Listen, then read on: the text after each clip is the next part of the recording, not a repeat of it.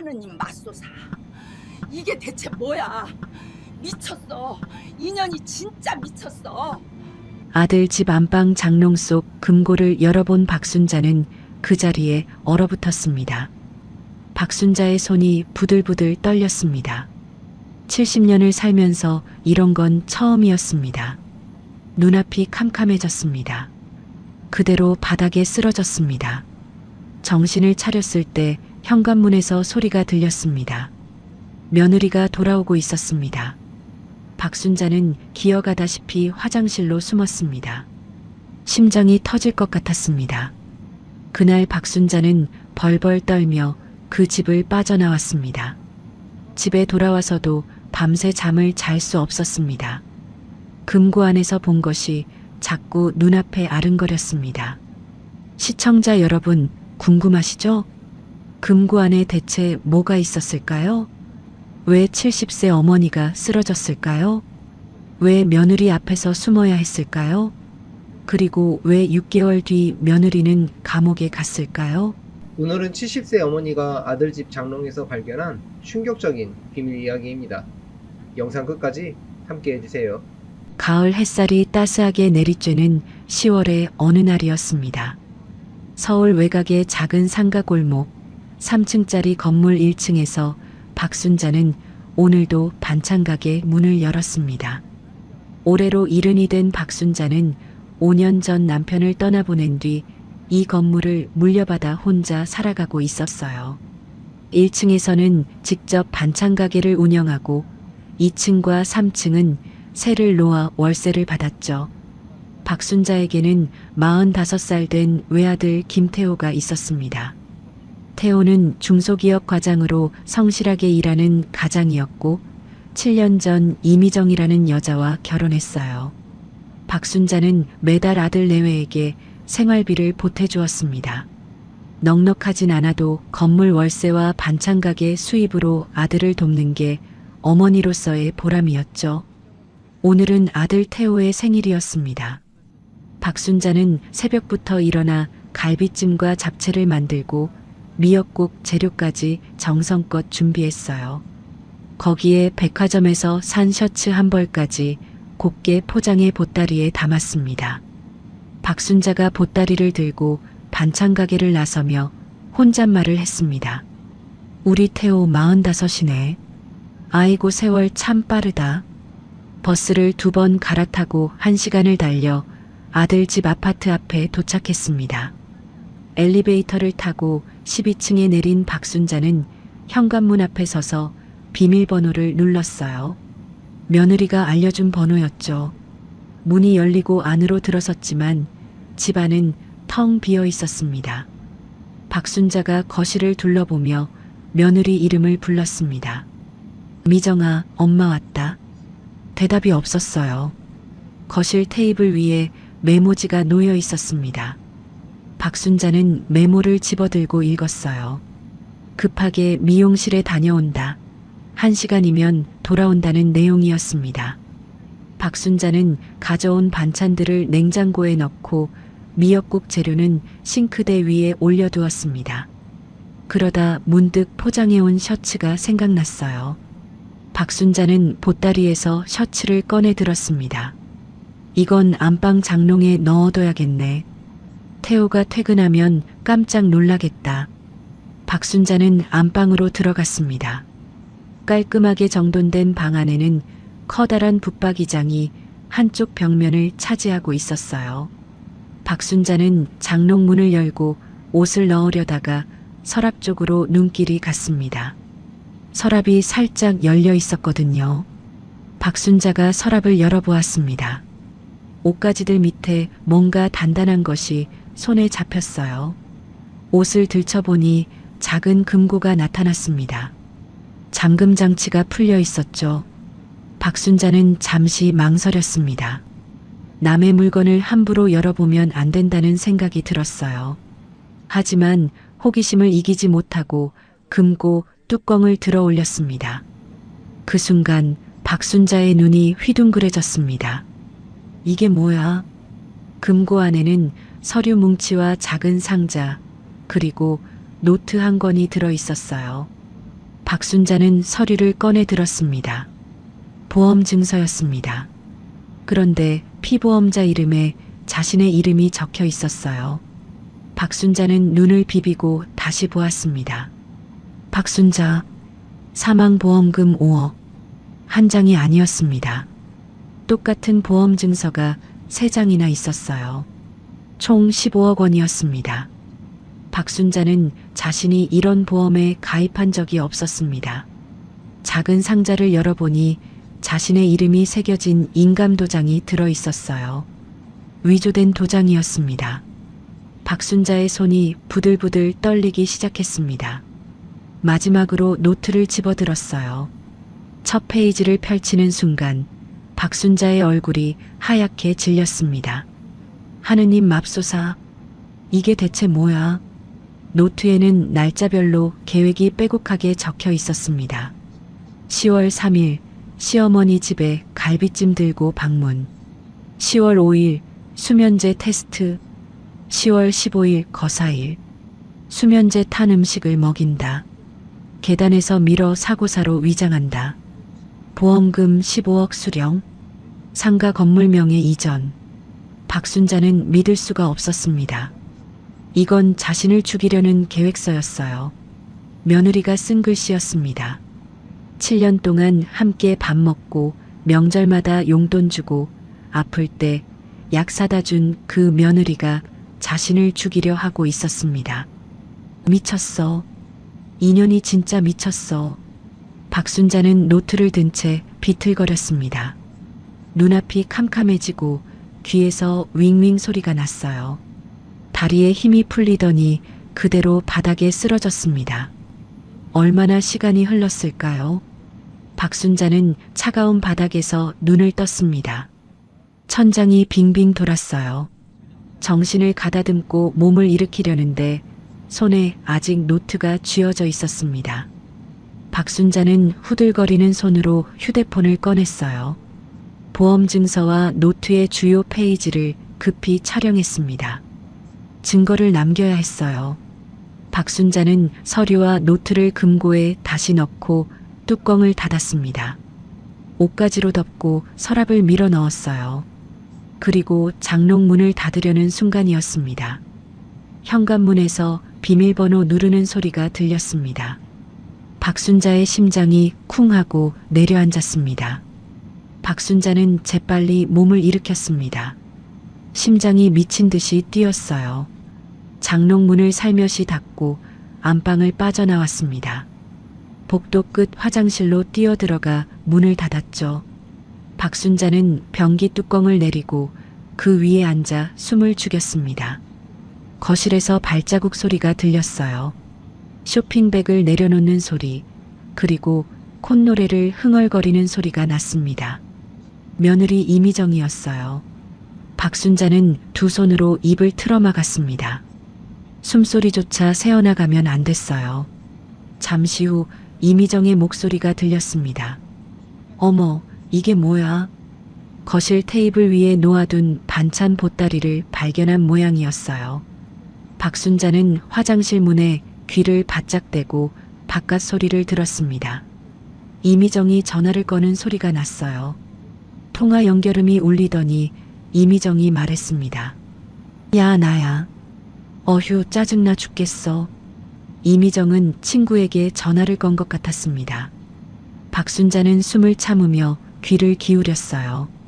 시어머니가 또 왔어. 맨날 반찬 보따리 들고 와서 잔소리야. 아, 진짜 지긋지긋해. 박순자는 가슴이 철렁 내려앉았습니다.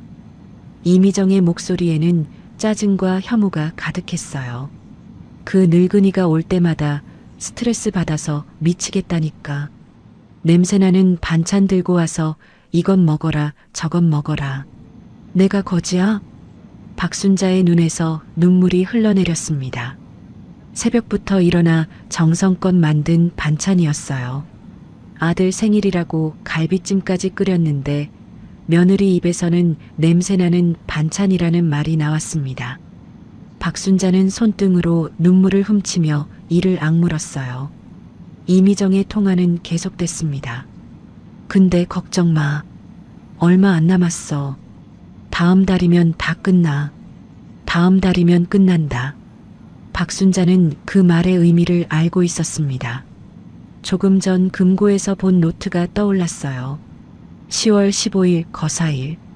수면제 탄 음식을 먹인다. 계단에서 밀어 사고사로 위장한다. 박순자는 온몸에 소름이 돋았습니다. 이미정이 통화를 끊더니 안방 쪽으로 걸어가는 발자국 소리가 들렸어요. 박순자는 이때다 싶었습니다. 지금 아니면 빠져나갈 기회가 없었어요. 박순자는 살며시 화장실 문을 열었습니다. 문이 삐걱거리지 않게 조금씩 틈을 벌렸죠. 복도로 나온 박순자는 발소리를 죽이며 현관 쪽으로 이동했습니다. 등 뒤로 안방에서 옷 갈아입는 소리가 들렸어요. 옷걸이가 부딪히는 소리, 서랍 여닫는 소리가 났습니다. 박순자는 현관까지 다가가 문 손잡이에 손을 댔어요. 바로 그 순간이었습니다. 어머님 오셨어요? 안방에서 이미정의 목소리가 울렸습니다. 박순자의 심장이 멎는 것 같았어요. 손잡이를 잡은 손에 힘이 들어갔습니다. 대답하면 안 됐어요. 대답하는 순간 모든 게 끝이었습니다. 박순자는 대답 없이 현관문을 열었습니다. 문이 열리는 소리에 이미정이 다시 불렀어요. 어머님? 어머님. 박순자는 뒤도 돌아보지 않고 복도로 뛰쳐나왔습니다. 심장이 터질 것 같았어요. 엘리베이터 버튼을 눌렀지만 올라오는데 시간이 걸렸습니다. 뒤에서 현관문이 열리는 소리가 들리면 어쩌나 조마조마했어요. 엘리베이터 문이 열리자 박순자는 안으로 뛰어들어갔습니다. 문이 닫히자 박순자는 무릎에 힘이 풀려 주저앉았어요. 엘리베이터가 내려가는 동안 벽에 등을 기대고 거친 숨을 몰아쉬었습니다. 1층에 도착해 문이 열렸을 때 겨우 몸을 일으켰죠. 아파트 로비를 지나 밖으로 나온 박순자는 무작정 걸었습니다. 어디로 가는지도 몰랐어요. 정류장이 보여서 버스에 올라탔습니다. 손이 너무 떨려서 교통카드를 찍는 것도 힘들었죠. 박순자는 맨 뒷자리에 앉아 창밖을 바라봤습니다. 눈물이 멈추지 않았어요. 집에 도착한 건 해가 질 무렵이었습니다. 박순자는 현관문을 열고 들어가자마자 문을 걸어 잠갔어요. 체인까지 걸었습니다. 그리고 방 구석으로 가서 쭈그리고 앉았죠.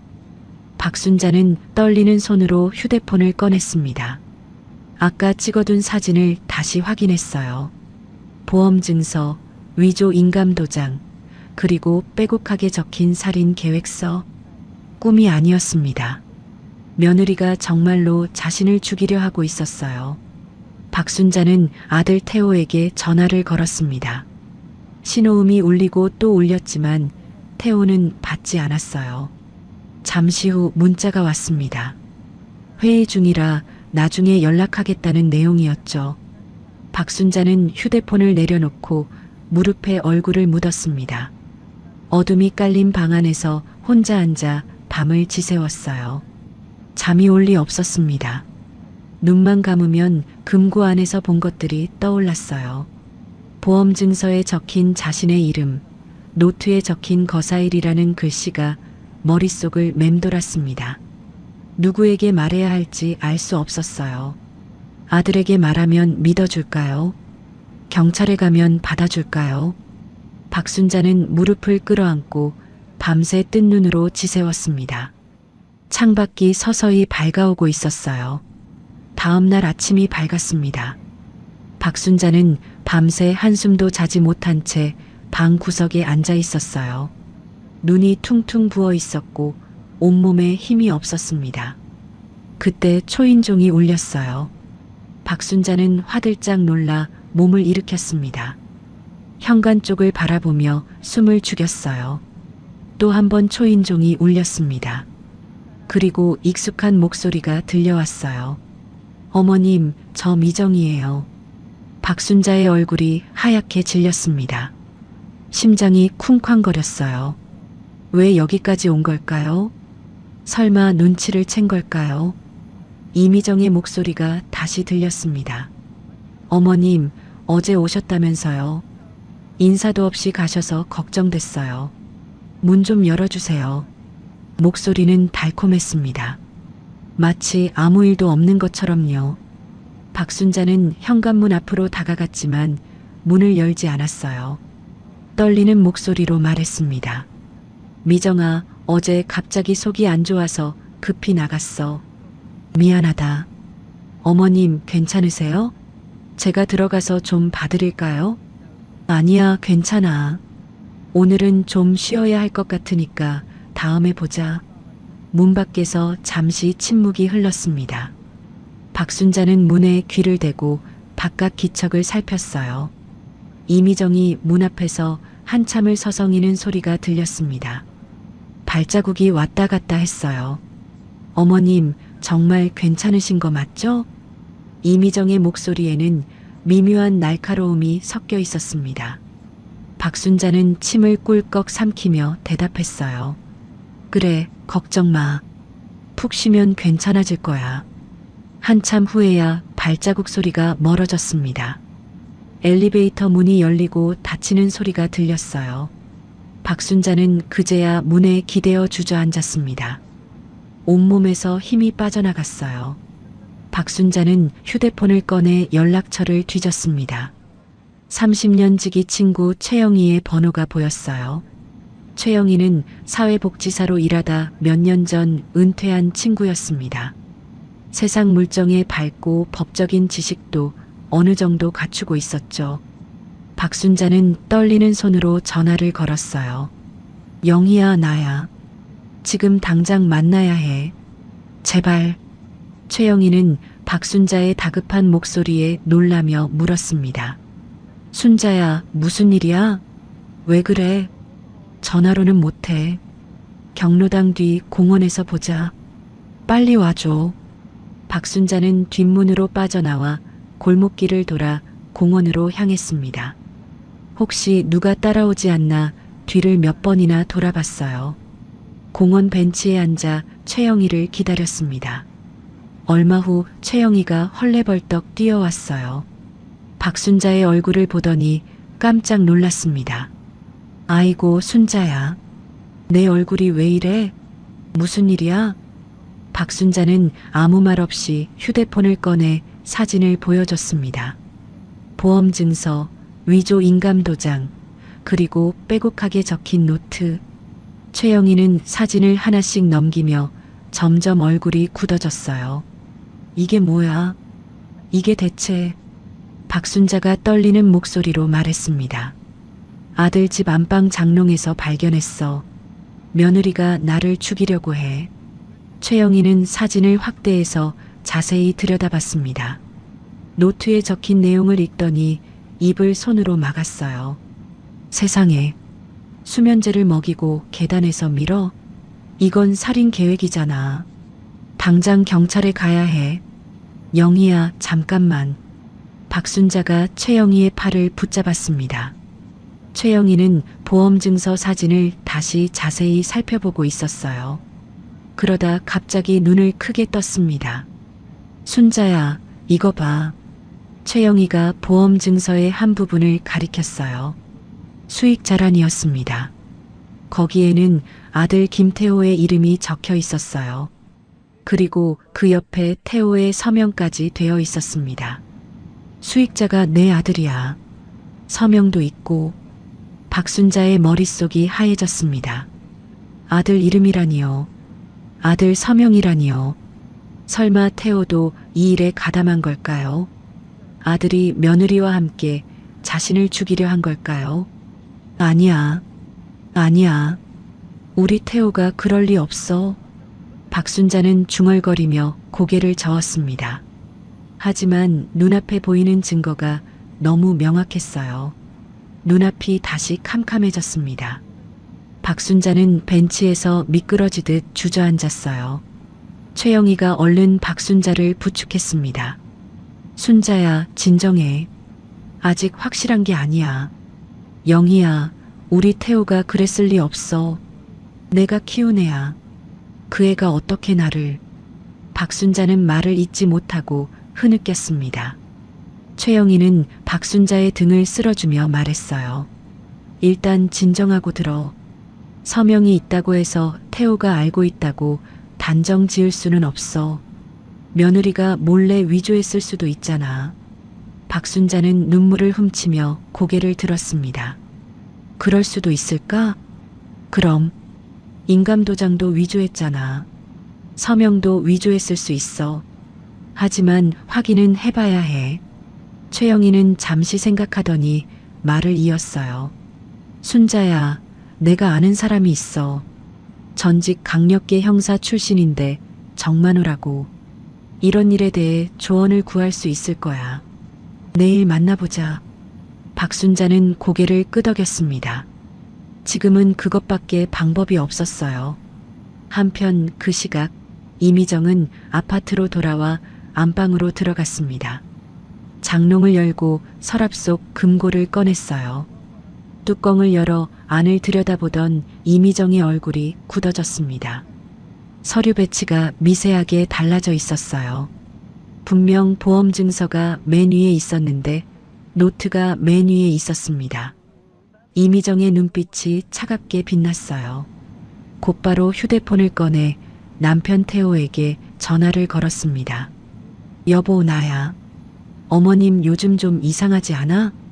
태호가 의아한 목소리로 물었어요. 엄마가? 왜? 어제 우리 집에 오셨다가 인사도 없이 급하게 가셨거든. 오늘 찾아가 봤는데 문도 안 열어주시고. 혹시 치매 초기 증상 아닐까? 걱정돼서 그래. 태호는 잠시 침묵했다가 대답했습니다. 설마 엄마가 치매겠어. 아마 몸이 안 좋으셨나 보지. 그래도 한번 병원에 모시고 가보는 게 좋지 않을까? 요즘 갑자기 기억력이 나빠지시는 것 같기도 하고. 이미정의 입꼬리가 살짝 올라갔습니다. 시어머니가 무언가를 봤다면 치매 환자의 헛소리로 만들어버리면 그만이었어요. 다음 날 오후 박순자는 최영희와 함께 시내의 조용한 찻집을 찾았습니다. 구석자리에 백발의 노신사가 앉아 있었어요. 최영희가 그 사람을 가리키며 말했습니다. 저분이 정만호 선생님이야. 강력계에서 30년 넘게 일하신 분이셔. 정만호는 70이 넘은 나이에도 눈빛이 날카로웠습니다. 박순자와 최영희가 자리에 앉자 정만호가 먼저 입을 열었어요. 최 선생한테 대략 들었습니다. 일단 증거부터 보여주시죠. 박순자는 떨리는 손으로 휴대폰을 꺼내 사진을 보여줬습니다. 정만호는 돋보기 안경을 쓰고 사진을 하나하나 꼼꼼히 살펴봤어요. 보험증서, 위조 인감도장, 그리고 노트에 적힌 살인 계획서까지. 정만호의 표정이 점점 굳어졌습니다. 이건 명백한 살인 예비죄입니다. 증거만 더 확보되면 즉시 구속이 가능해요. 박순자의 눈에 눈물이 고였습니다. 정만호가 말을 이었어요. 그런데 한 가지 의문점이 있습니다. 이 보험증서 수익자란에 아드님 이름이 있는데 서명 필체가 좀 이상해요. 정만호는 사진을 확대해서 가리켰습니다. 여기 보세요. 김태호라는 서명이 너무 또박또박해요. 평소에 이렇게 서명하는 사람은 드뭅니다. 제 경험상 이건 본인 서명이 아닐 가능성이 높아요. 박순자의 얼굴에 한 줄기 희망이 스쳤습니다. 그럼 우리 태호는 이 일을 모르는 걸까요? 확신은 못합니다. 하지만 며느리가 단독으로 서류를 위조했을 가능성이 커요. 아드님을 직접 만나서 확인해 보시는 게 좋겠습니다. 박순자는 고개를 끄덕였어요. 두려웠지만 확인해야 했습니다. 찻집을 나온 박순자는 떨리는 손으로 아들에게 전화를 걸었어요. 태호야, 엄마야. 오늘 저녁에 시간 되니? 엄마랑 둘이만 만나자. 태호가 의아한 목소리로 물었습니다. 무슨 일 있어요? 미정이도 같이 갈까요? 아니, 미정이는 안 돼. 꼭 너랑 둘이만 얘기해야 할 게 있어. 태호는 잠시 망설이다가 알겠다고 대답했어요. 저녁 7시에 집 근처 카페에서 만나기로 했습니다. 해가 지고 박순자는 카페에 먼저 도착했습니다. 구석자리에 앉아 아들을 기다렸어요. 손이 떨려서 물컵도 제대로 들 수 없었습니다. 잠시 후 태호가 들어왔어요. 양복 차림의 태호는 피곤해 보였습니다. 엄마, 무슨 일이에요? 갑자기 왜 그러세요? 박순자는 아무 말 없이 휴대폰을 꺼내 태호 앞에 내밀었습니다. 사진을 하나씩 넘기며 보여줬어요. 태호의 얼굴이 점점 하얗게 질렸습니다. 이게 뭐예요? 이건 대체... 태호가 떨리는 목소리로 물었어요. 박순자가 말했습니다. 내 집 안방 장롱에서 발견했다. 미정이가 나를 죽이려고 해. 말도 안 돼요. 미정이가 왜? 태호는 믿을 수 없다는 표정으로 사진을 들여다봤습니다. 보험 증서, 위조 인감 도장, 그리고 노트에 적힌 살인 계획서. 태호의 손이 부들부들 떨리기 시작했어요. 엄마 이름으로 된 보험이 15억이야. 수익자가 너로 되어 있어. 태호가 보험 증서를 자세히 보더니 얼굴이 일그러졌습니다. 저는 이런 보험 가입한 적 없어요. 이 서명도 제 것이 아니에요. 정말이니? 엄마, 저를 믿어주세요. 저는 정말 몰랐어요. 태호는 머리를 쥐어뜯으며 괴로워했습니다. 그러다 갑자기 무언가 떠오른 듯 눈을 크게 떴어요. 잠깐 작년에 미정이가 저한테 서류 도장 좀 찍어달라고 했어요. 바쁘니까 내가 대신 서명해도 되냐고도 물었고요. 그때 별 생각 없이 도장 내줬는데 태호는 탁자를 주먹으로 내리쳤습니다. 찻잔이 덜그럭 흔들렸어요. 그 여자가 저를 이용한 거예요. 처음부터 다 계획한 거였어요. 태호의 눈에서 눈물이 흘러내렸습니다. 박순자는 아들의 손을 잡았어요. 태호가 진짜 몰랐다는 것을 알 수 있었습니다. 태호가 갑자기 의자에서 일어나더니 박순자 앞에 무릎을 꿇었어요. 카페 안에 사람들이 쳐다봤지만 태호는 개의치 않았습니다. 엄마, 죄송합니다. 제가 그 여자를 제대로 못 봤습니다. 제가 반드시 증거를 더 확보할게요. 그 여자 꼭 감옥에 보내겠습니다. 박순자는 아들을 일으켜 세우며 말했어요. 일어나. 네가 몰랐으면 됐어. 지금부터 엄마랑 같이 해결하자. 태호는 눈물을 훔치며 고개를 끄덕였습니다. 두 모자는 오랫동안 손을 잡고 앉아 있었어요. 그날 밤 태호는 여느 때처럼 집에 들어갔습니다. 이미정은 거실에서 텔레비전을 보고 있었어요. 태호는 평소처럼 인사하고 방으로 들어갔습니다. 아무것도 모르는 척해야 했어요. 자정이 넘어 이미정이 잠든 것을 확인한 태호는 조심스럽게 침대에서 일어났습니다. 이미정의 휴대폰이 협탁 위에 놓여 있었어요. 태호는 숨을 죽이고 휴대폰을 집어들었습니다. 비밀번호는 결혼기념일이었어요. 화면이 열렸습니다. 태호는 문자 메시지함을 열었습니다. 보험 설계사와 주고받은 문자가 보였어요. 사진첩도 확인했습니다. 수면제 구매 영수증 사진, 약물 검색 기록 캡처본이 있었어요. 태호의 손이 떨렸습니다. 발견한 모든 것을 자신의 휴대폰으로 전송했어요. 그리고 원래대로 휴대폰을 협탁 위에 올려놓았습니다. 옆에서 자고 있는 아내의 얼굴을 바라봤어요. 7년을 함께 산 여자였습니다. 그 여자가 자신의 어머니를 죽이려 했습니다. 태호는 이를 악물었어요. 반드시 끝을 보겠다고 다짐했습니다. 다음 날 아침 8시 태호는 어머니 집으로 향했습니다. 이미정에게는 회사에 일찍 출근한다고 말하고 나왔어요. 박순자의 집에는 이미 최영희와 정만호가 와 있었습니다. 태호는 밤새 확보한 증거들을 보여줬어요. 보험 설계사와 주고받은 문자 내역에는 충격적인 내용이 담겨 있었습니다. 시어머니 건강하시죠? 사망보험금 15억이면 큰 돈인데 건물까지 하면 30억은 되겠네요.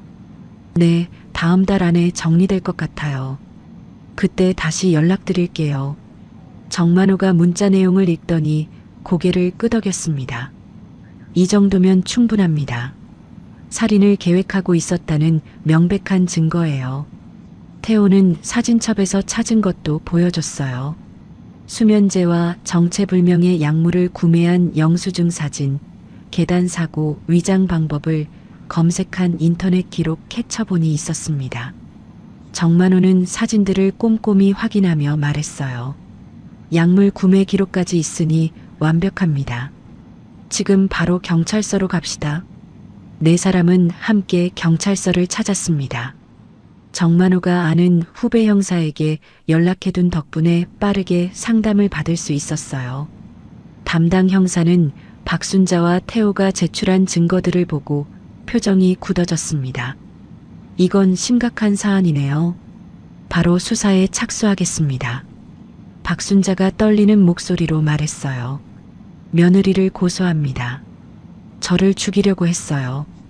담당 형사가 고개를 끄덕이며 서류를 작성했습니다. 박순자는 떨리는 손으로 고소장에 서명했어요.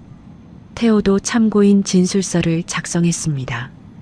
그날 오후 경찰은 이미정의 아파트에 압수수색 영장을 들고 들이닥쳤습니다. 이미정은 거실에서 텔레비전을 보다가 경찰을 보고 깜짝 놀랐어요. 무슨 일이에요? 왜 우리 집에? 경찰이 영장을 보여주며 말했습니다. 이미정 씨 살인 예비 혐의로 압수수색 영장이 발부됐습니다. 이미정의 얼굴이 하얗게 질렸어요. 경찰은 안방 장롱을 열고 금고를 찾아냈습니다. 금고 안에는 원본 보험 증서와 위조 인감 도장, 그리고 살인 계획이 적힌 노트가 그대로 있었어요. 이미정의 휴대폰도 압수됐습니다. 이건 오해예요. 저는 아무것도 안 했어요. 이미정이 발악했지만 경찰은 무표정하게 증거물들을 봉인했습니다. 이미정은 그 자리에서 연행되어 경찰서로 끌려갔어요. 경찰서 조사실에서 이미정은 계속 결백을 주장했습니다. 저는 모함당한 거예요. 시어머니가 저를 싫어해서 꾸민 일이에요. 하지만 증거는 너무나 명확했어요. 경찰이 이미정의 과거를 조회하던 중 충격적인 사실이 밝혀졌습니다. 이미정에게는 전 남편이 있었어요. 5년 전에 결혼해서 1년 만에 이혼이 아니라 사별했습니다. 담당 형사가 조사실에 들어와 서류를 탁자 위에 내려놓았어요. 이미정 씨, 5년 전 남편 최준혁 씨가 계단에서 굴러 사망했죠? 이미정의 얼굴이 일그러졌습니다. 형사가 말을 이었어요. 당시 사고사로 처리됐는데 이미정 씨가 사망보험금 5억을 수령했더군요. 지금 당신이 계획한 방법이랑 똑같네요. 계단에서 밀어서 사고사로 위장하기. 이미정의 눈이 흔들리기 시작했습니다. 그건 정말 사고였어요. 그래요?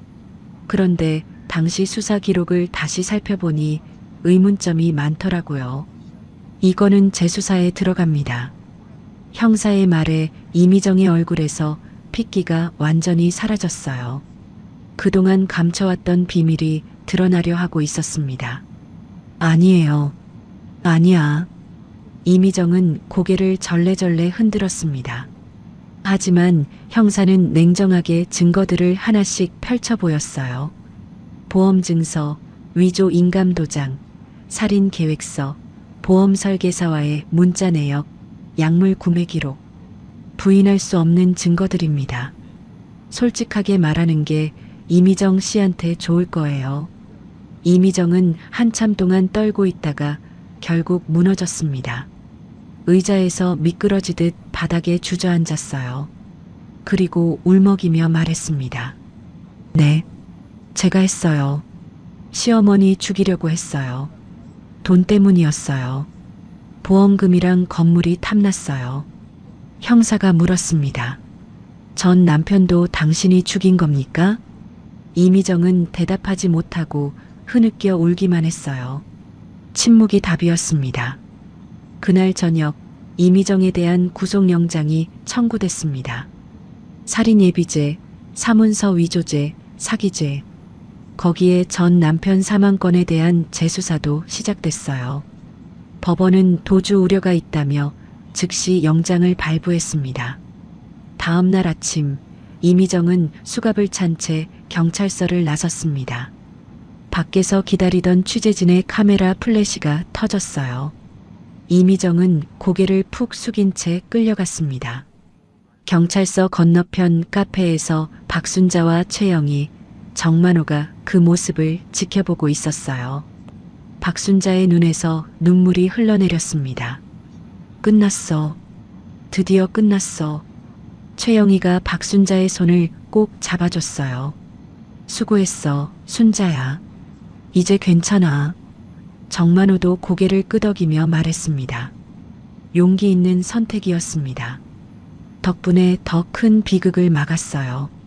박순자는 손수건으로 눈물을 훔치며 휴대폰을 꺼냈습니다. 아들 태호에게 전화를 걸었어요. 태호야, 끝났다. 미정이가 구속됐어.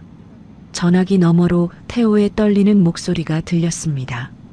엄마, 죄송합니다. 정말 죄송합니다.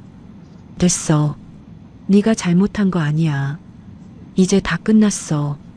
박순자는 전화를 끊고 창밖을 바라봤습니다. 며칠 전만 해도 죽을 것 같았어요. 금고에서 본 것들이 악몽처럼 따라다녔습니다. 하지만 이제 정말 끝났습니다. 박순자는 깊은 한숨을 내쉬며 의자에 등을 기댔어요. 오랜만에 마음이 편해지는 것 같았습니다. 이미정이 구속된 지 일주일이 지났습니다. 하지만 박순자의 안도감은 오래가지 못했어요. 뉴스와 신문에 이 사건이 대대적으로 보도되기 시작했거든요. 며느리가 시어머니 살해 계획, 15억 보험금 노려, 전 남편도 계단에서 사망, 연쇄보험 살인 의혹. 인터넷에는 기사가 쏟아졌고 댓글은 수천 개가 달렸습니다. 사람들은 이미정을 악마라고 욕했어요. 하지만 문제는 그게 아니었습니다. 기사에 태호의 이름도 함께 나왔거든요.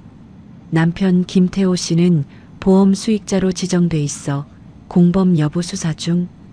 태호의 회사에 소문이 퍼지는 데는 하루도 걸리지 않았습니다. 동료들은 태호를 보면 수군거리기 시작했어요. 점심시간에 함께 밥 먹자는 사람이 없어졌습니다. 복도에서 마주치면 눈을 피했어요. 어느 날 오후 인사팀장이 태호를 불렀습니다. 작은 회의실에 둘만 마주 앉았어요. 인사팀장이 난처한 표정으로 입을 열었습니다. 김 과장, 요즘 회사 분위기가 안 좋아. 자네도 알겠지만. 태호는 무슨 말이 나올지 이미 알고 있었어요. 솔직하게 말할게. 위에서 잦은 퇴사를 권고하라고 했어. 회사 이미지 문제라고 하더군. 태호의 얼굴이 굳어졌습니다. 15년을 다닌 회사였어요. 성실하게 일했고 단 한 번도 문제를 일으킨 적이 없었습니다. 저는 아무 잘못도 없습니다. 저도 피해자예요. 나도 알아. 하지만 위에서 결정한 거야. 미안하네. 태호는 아무 말도 할 수 없었습니다. 주먹을 꽉 쥐고 회의실을 나왔어요. 설상가상으로 며칠 뒤 더 큰 일이 터졌습니다. 이미정 측 변호사가 기자회견을 열었어요. 피의자 이미정 씨는 남편 김태호 씨의 지시로 범행을 계획한 것입니다. 진짜 주범은 남편입니다. 말도 안 되는 주장이었지만 뉴스는 그대로 내보냈어요. 태호는 경찰의 참고인 조사까지 받게 됐습니다. 조사실에서 몇 시간 동안 신문을 받았어요. 결국 혐의 없음으로 풀려났지만 태호의 마음은 이미 무너진 뒤였습니다. 경찰서를 나온 태호는 회사로 가지 않았어요. 결국 권고사직서에 도장을 찍었습니다. 15년 직장 생활이 하루아침에 끝났어요. 빈집으로 돌아온 태호는 거실 바닥에 주저앉았습니다. 이미정이 쓰던 물건들이 아직 그대로 있었어요. 화장대, 옷장, 신발장, 모든 것이 그 여자를 떠올리게 했습니다. 태호는 소주병을 꺼내 마시기 시작했어요. 내가 바보였어. 그 여자한테 속아서. 태호는 중얼거리며 술을 들이켰습니다. 한 병이 비자 또 한 병을 땄어요. 자신 때문에 어머니가 죽을 뻔했다는 생각이 머릿속을 떠나지 않았습니다. 도장을 내준 건 자신이었어요. 그 여자 말을 아무 의심 없이 믿은 것도 자신이었습니다. 며칠이 지나도 태호는 집 밖으로 나가지 않았어요. 커튼을 닫아놓고 어두운 방에 틀어박혀 술만 마셨습니다. 전화도 받지 않았어요. 박순자는 매일 아들 집을 찾아갔습니다. 직접 만든 반찬을 들고 현관문 앞에 섰어요. 초인종을 눌렀지만 대답이 없었습니다. 태호야, 엄마야. 문 좀 열어. 밥 좀 먹자. 안에서 태호의 목소리가 들렸어요. 엄마, 그냥 가세요. 저 엄마 볼 자격 없어요. 무슨 소리야? 어서 문 열어. 제발 가세요. 혼자 있고 싶어요. 박순자는 문 앞에서 한참을 서 있다가 결국 돌아섰습니다. 반찬 봉투를 문고리에 걸어두고 무거운 발걸음을 옮겼어요. 다음 날도 그 다음 날도 마찬가지였습니다. 태호는 끝내 문을 열어주지 않았어요. 일주일이 지났습니다. 태호에게서 아무 연락이 없었어요. 전화도 받지 않고 문자에도 답이 없었습니다. 박순자는 불안한 마음에 아들 집으로 향했어요. 현관문 앞에 도착한 박순자는 초인종을 눌렀습니다. 대답이 없었어요. 다시 눌렀지만 아무 소리도 들리지 않았습니다. 문을 두드려 봤어요. 태호야, 태호야. 아무 반응이 없었습니다. 박순자의 가슴이 철렁 내려앉았어요. 가방에서 비상 열쇠를 꺼냈습니다. 태호가 예전에 혹시 모르니까 가지고 계시라고 준 열쇠였어요. 떨리는 손으로 문을 열고 안으로 들어갔습니다. 집안은 어둡고 악취가 났어요. 거실로 들어서는 순간 박순자의 눈에 끔찍한 광경이 들어왔습니다. 태호가 거실 바닥에 쓰러져 있었어요. 얼굴이 창백했고 입가에 거품이 묻어 있었습니다. 옆에는 빈 수면제 통 여러 개가 흩어져 있었어요. 태호야. 박순자는 비명을 지르며 아들에게 달려갔습니다. 태호의 몸을 흔들었지만 반응이 없었어요. 숨은 쉬고 있었지만 아주 약했습니다. 박순자는 떨리는 손으로 휴대폰을 꺼내 119에 신고했어요. 우리 아들이 쓰러졌어요. 약을 먹은 것 같아요. 제발 빨리 와주세요. 구급차가 도착하기까지 10분이 영원처럼 느껴졌습니다. 박순자는 아들의 손을 잡고 계속 이름을 불렀어요. 태호야, 정신 차려. 엄마야. 제발. 구급대원들이 태호를 들것에 실었습니다. 박순자도 함께 구급차에 올라탔어요. 사이렌 소리가 울리며 병원으로 달렸습니다. 응급실에 도착한 태호는 곧바로 위세척을 받았어요. 의사들이 분주하게 움직였습니다. 박순자는 응급실 밖에서 두 손을 모으고 기도했어요. 1시간이 지나서야 의사가 밖으로 나왔습니다. 보호자분이세요? 다행히 고비는 넘겼습니다. 조금만 늦었으면 위험할 뻔했어요. 박순자는 그 자리에서 무릎이 꺾였습니다. 병원복도 바닥에 주저앉아 오열했어요. 내가 뭘 한 거야? 며느리 잡으려다 아들을 잃을 뻔했어. 박순자는 땅을 치며 울었습니다. 지나가는 간호사들이 걱정스러운 눈으로 바라봤지만 박순자는 멈출 수가 없었어요. 최영희에게서 전화가 왔지만 받을 수도 없었습니다. 중환자실로 옮겨진 태호를 유리창 너머로 바라봤습니다. 온몸에 관이 연결된 아들의 모습에 박순자의 가슴이 찢어지는 것 같았어요. 태호야, 엄마가 잘못했어. 제발 깨어나줘. 박순자는 유리창에 이마를 대고 밤새 아들 곁을 지켰습니다. 다음 날 아침 병원 복도에서 밤을 새운 박순자는 초췌한 모습이었습니다. 눈이 퉁퉁 붓고 얼굴에 핏기가 없었어요. 그때 엘리베이터에서 최영희가 내렸습니다. 순자야. 최영희는 박순자에게 달려와 손을 잡았어요.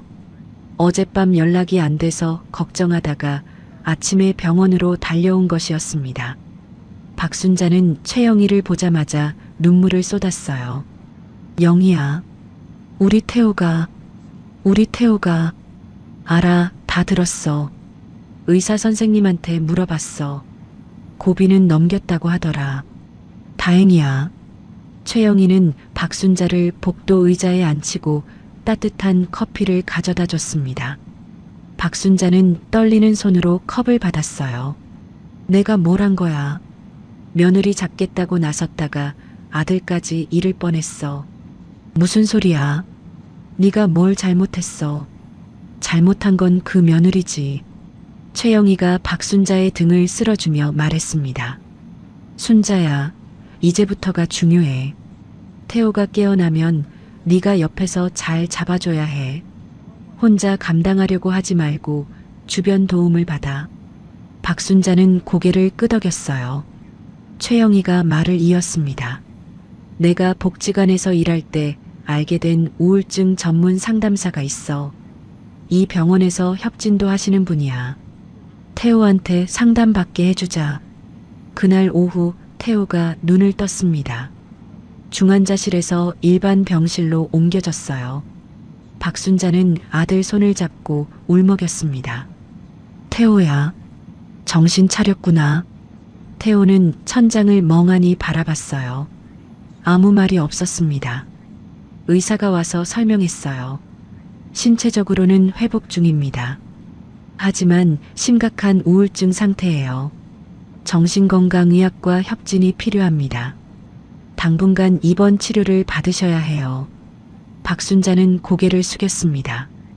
아들이 그렇게까지 힘들었는지 몰랐어요. 자신만 힘든 줄 알았습니다. 며칠 후 최영희가 소개해준 상담사가 태호를 찾아왔어요.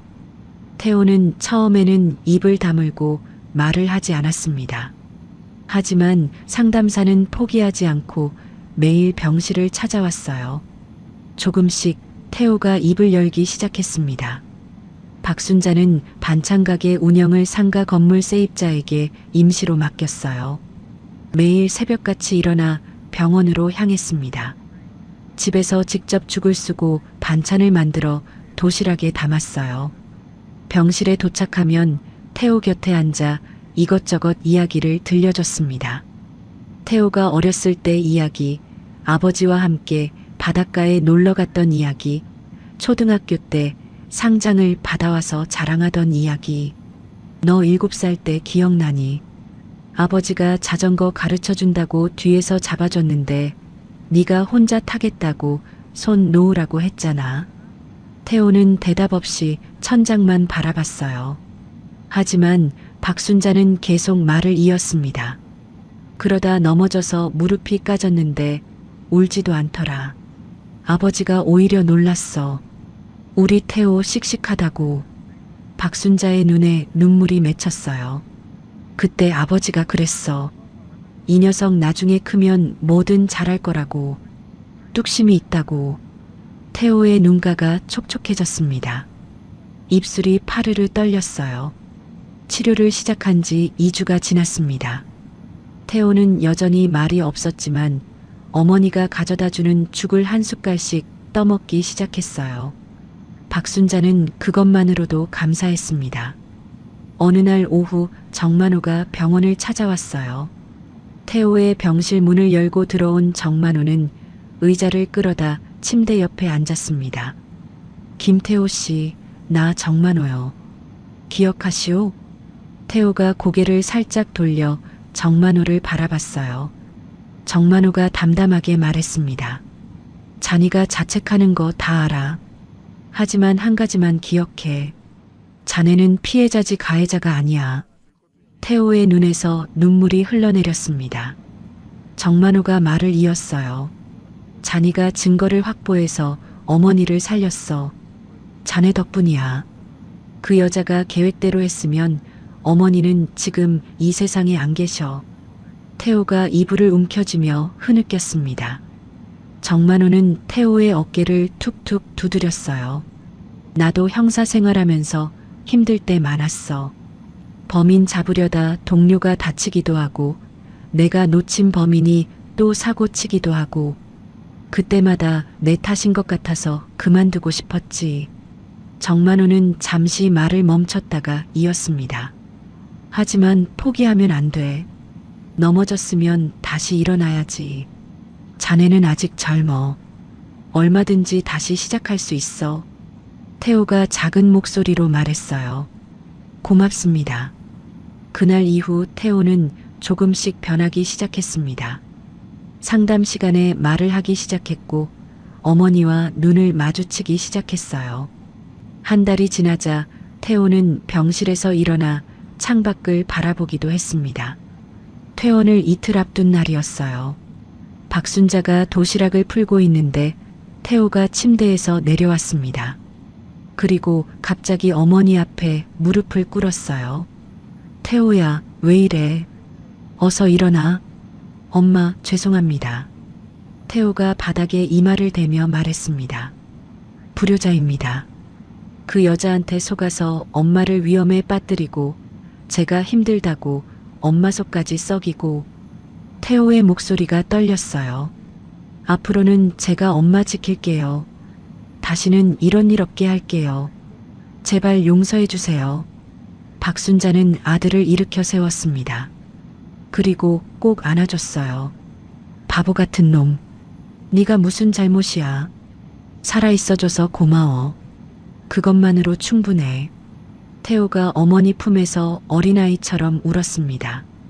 박순자도 함께 울었어요. 두 모자는 한참 동안 서로를 붙잡고 눈물을 쏟았습니다. 잠시 후 태호가 눈물을 훔치며 말했어요. 엄마, 태어나면 반찬 가게 같이 해도 돼요? 박순자가 아들의 얼굴을 바라보며 웃었습니다. 그래, 같이 하자.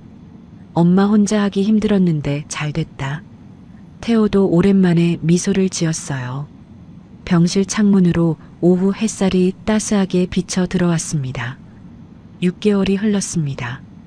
서울중앙지방법원 대법정에서 이미정에 대한 선고 공판이 열렸어요.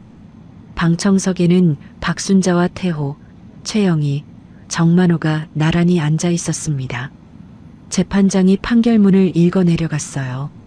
피고인 이미정은 시어머니를 살해하여 보험금을 편취하려 한 살인예비죄, 사문서위조죄, 사기죄가 인정됩니다. 또한 전 남편 최준혁 씨 사망건에 대한 재수사 결과 살인 혐의도 추가로 인정되었습니다. 재판장이 잠시 말을 멈추고 이미정을 바라봤어요. 피고인을 징역 15년에 처합니다. 법정이 술렁였습니다. 이미정은 고개를 떨군 채 아무 말도 하지 못했어요. 교도관들이 이미정을 일으켜 세워 법정 밖으로 데려갔습니다. 박순자는 떨리는 숨을 내쉬었어요. 드디어 끝이 났습니다. 최영희가 박순자의 손을 꼭 잡아줬어요. 다 끝났어, 순자야. 수고했어. 법원을 나온 박순자는 집으로 돌아와 남편 영정 사진 앞에 섰습니다. 향을 피우고 두 손을 모아 절을 올렸어요. 여보, 나 잘했지? 우리 태호 지켰어. 이제 걱정 말아요. 박순자의 눈에서 눈물이 흘러내렸습니다. 하지만 이번에는 슬픈 눈물이 아니었어요. 6개월 동안 가슴을 짓누르던 무거운 짐을 내려놓은 것 같았습니다. 퇴원한 태호는 어머니의 반찬 가게에서 일하기 시작했어요. 새벽 5시에 일어나 어머니와 함께 시장으로 향했습니다. 신선한 재료를 고르고 무거운 짐을 대신 들었어요. 처음에는 서툴렀습니다. 칼질도 못하고 양념 비율도 몰랐어요. 하지만 태호는 포기하지 않았습니다. 어머니 옆에서 하나하나 배워나갔어요. 엄마, 이 정도면 됐어요? 조금만 더 썰어. 너무 굵으면 안 익어. 모자는 나란히 서서 반찬을 만들었습니다. 땀을 흘리며 일하는 태호의 얼굴에는 생기가 돌아왔어요. 반찬 가게에 손님이 부쩍 늘었습니다. 동네에 모자의 사연이 알려진 덕분이었어요. 손님들은 반찬을 사가면서 박순자에게 말을 건넸습니다.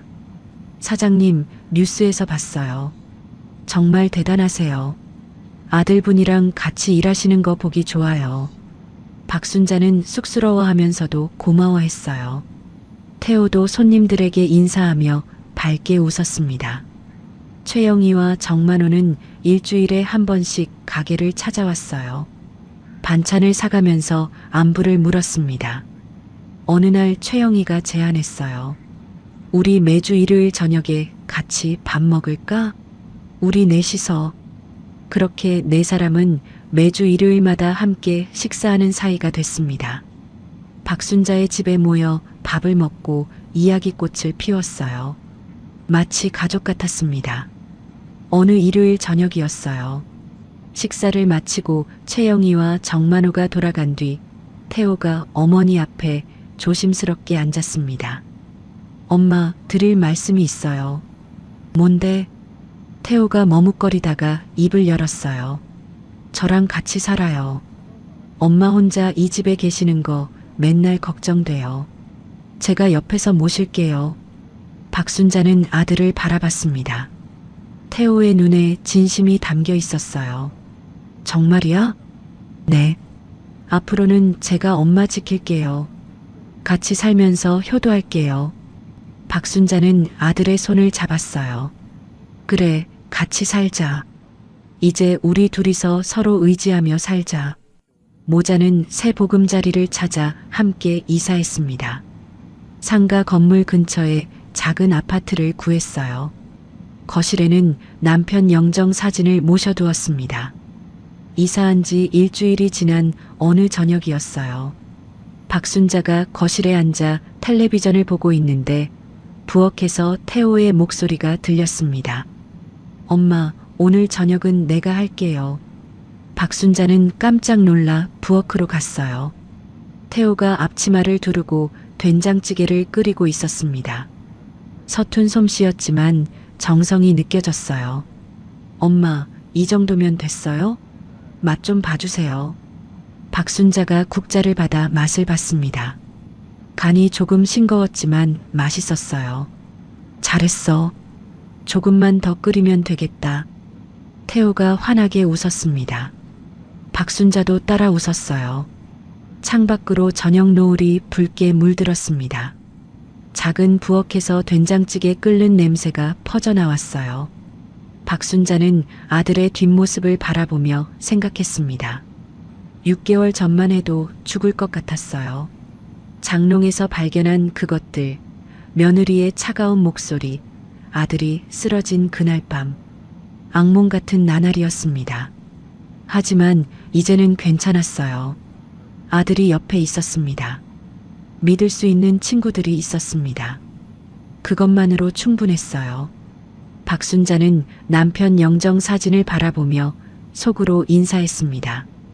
여보, 우리 태호 이제 다 컸어요.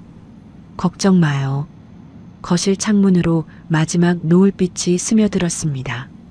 부엌에서는 태호가 콧노래를 흥얼거리며 상을 차리고 있었어요.